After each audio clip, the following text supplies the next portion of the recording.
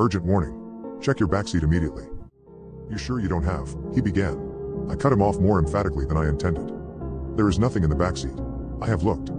All right, he said, raising his hands to placate me. Just trying to save you some time in case. I went to look again after that.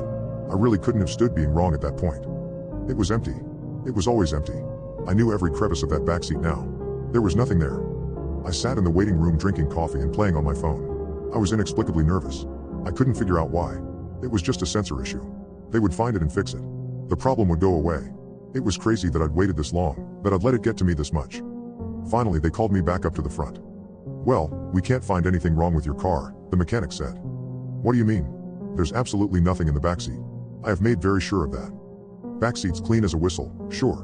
But we can't get that warning to turn on, either, not without someone in the backseat. It cuts on like it's supposed to with a person back there, but if it's just the driver, it doesn't show. My expression must have been somewhere between disbelief and rage. The mechanic took a step back. Look, I'll come show you. I calmed myself and followed him out to the garage.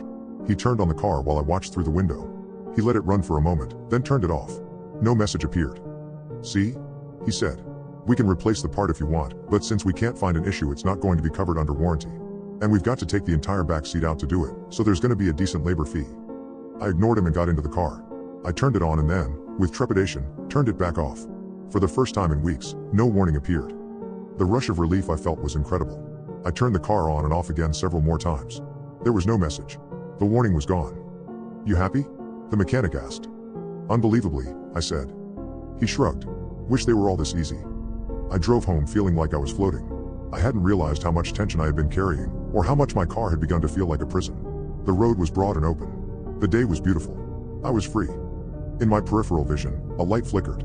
Something on the passenger side of the car had blinked out, a little orange light I could not remember ever having paid attention to before.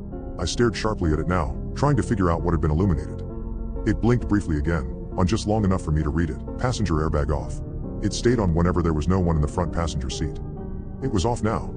The final short blink could have been anything.